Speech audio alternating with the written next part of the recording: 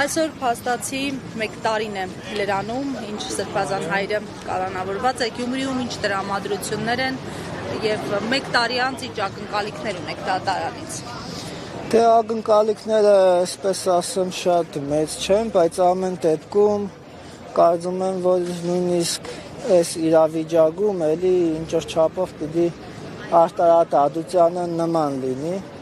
Ակնկալիքը այդքան է, որ կոնե ինչ-որ սահմանափակումներ կանեն։ Խորքի մեջ չենք սպասում, որ արտարացնեն, չնայած բոլոր հնարավորությունները կա, բայց հաշվի առնելով քաղաքական իրավիճակը, նաև քաղաքական պատվերները, նաև այն, որ մինչև այսօր ընդդիմադիր մարդիկ են ձերբակալվում եւ ցանկացած մեկով իշխանությանը կարծիքին հետ չհամընկնող կարծիք արտահայտի, շատ արագ կձերբակալվի։ Դրանից ելնելով չեմ կարծում, որ արտարացնեն, բայց գոնե ինչ-որ չափով պիտի այդ սահմանափակումները վերացնեն ու երևի կուղարկեն Գյումրու դատարան։ Հնարավոր է այդ տարբերակը լինի, նորից վերաքննվելու էլի։ Եվ տեղեկացանք, որ քիչ առաջ հայտնի դարձավ իրավապահները խուզարկում են Գյումրու համայնքի ավականու անդամ Կարեն Սիմոնյանի բնակարանը, որպես Գյումրու բնակիչ ինչ տեղեկություն ունեք եւ այս ռեպրեսիաների նոր ալիքին ինչպես եք վերաբերվում։ Դե իհարկե շատ վատ ենք վերաբերվում, դատապարտում ենք, այսպիսի բան որևէ իշխանության ժամանակ չի եղել, երբ ընդդիմության ցանկացած ներկայացուցիչ տուն մտնեն, հետաքննեն, հետախուզեն, չգիտես ինչեր անեն։ Այսպիսի բաներ չի եղել ամեն դեպքում, ինչքան էլ որ իրենք ժամանակին բողոքում էին նախկին իշխանությունների ժամանակ այս տիպի ալիքով ռեպրեսիաներ երբեք չի եղել։ Մենք որպես գյումրեցի շատ մտահոգ ենք, որովհետև ակնհայտ երևում է, որ մեր ձայնը հաշվի չի առնվում։ Մենք ընտրում ենք քաղաքապետ, ընտրում ենք կուսակցություններ եւ այդ ամեն ինչը պարզապես գործող իշխանությունը արհամարում է եւ հիմա էլ ոնց որ ինչ-որ խոսակցություն կա, որ նոր ընտրություններ անեն։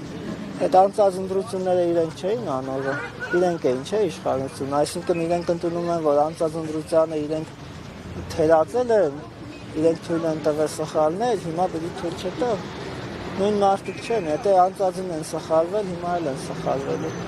Կամ պարզապես խնդիրներն է, որ իրենց ուզած թեկնածուն, իրենց ներկայացուցիչը չի անցել Գյումրիում, եւ հիմա փորձում են եւս մի ընտրությամբ եւ ավելի կատարելագործված ընտրակեղծիքներով երևի հասնել իրենց նպատակը։ Եթե Գյումրիում նոր ընտրություն լինի, կարծում եք իրենց ուզած թեկնածուն կհաղթի, թե այնուամենայնիվ Գյումրին արդեն իր որոշումը կատարել է։ Եթե չկարողանան բավարար չափով ընտրակեղծիքներ կիրառել, միանշանակ չի անցնի իրենց թեկնածուն, բայց չգիտենք ինչ կանեն էլի։ Այս ընտրությունները տեսակ ինչ արեցին։ Հիմա իրականում փաստացի Հայաստանի Հանրապետությունում ընտրություն չկա, գոյություն չունի, այս պարզապես ժողովրդին խաբում են, ինչ-որ չափով ներգրավում են ժողովրդին, որպեսզի ցույց տա, որ ինչ-որ լինում է ձեր կամքով է լինում, որպեսզի ժողովուրդը չընդդիմանա, չըմբոստանա, իրականում ժողովրդի կամքով չի ոչ մի բան։ Եվ Արտաշես Սարգսակյան հաշվի առնելով վերջին տեղեկությունը, որ մի քանի հոգևորականների թույլ չեն տվել վերադառնալ իրենց հոգևոր համայնքներ արտերկրում եւ այս պահին հանկարծ հիշել են զորավարժություններ, 25-օրյա զորավարժությունների մասնակցելու հանգամանքը,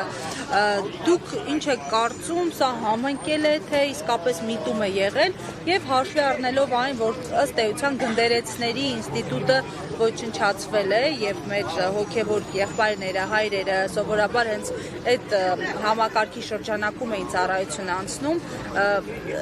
ինչպես է հոգեվորականների, այսպես ասած, ճակատագիրը հետագայում դասավորվելու։ Այն ինչ որ իրենք անում են, փոքրոքի վրեժխնդրություն է պարզապես։ Հոգևորականը առանց այդ էլ ինքը ծառայության մեջ է, ծառայում է իր համայնքին, իր հոգևոր խոդին, որ նոր Հայաստանից դուրս կամ Հայաստանից ներս հայ ժողովրդին է ծառայում եւ իմաստ չկա իրենց կտրել իրենց ծառայությունից եւ բերել զինվորական ծառայության։ ես վստահ եմ, որ իրենք որպես զինվոր շատ ավելի թույլ են ծառայելու, քան որպես հոգևորական, որովհետև իրենք այդ ոլորտի մեջ են պատրաստված եւ որպես հոգևորական իհարկե իրենց ներկայությունը միշտ պետք է բանակում, զինված ուժերում կամ պատերազմի ժամանակ դու երբեք հոգևորականի ներկայության պակաս չի եղել եւ բոլորն էլ հոժարական գնացել են, բայց ոչ թե որպես զինվոր ծառայելու, այլ որպես հոգևորական։ Այդ նույնն է, ոնց որ կոպիտ համեմատություն բերեմ կոսմոնավտին, բերեն ինչ-որ մի հատ, չգիտեմ, տրակտոր քշելու վրա տնեն, հասկանում եք, երկուսն է կարևոր է, բայց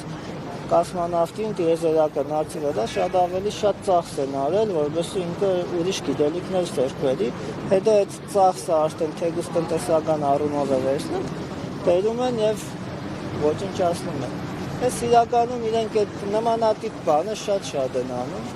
Իմ կարծիքով իրենց բուն նպատակը Հայաստանում պետականությունը քանդելն է, կազմաքանդելն է, որովհետեւ պետական կառույցներ չլինեն եւ մեր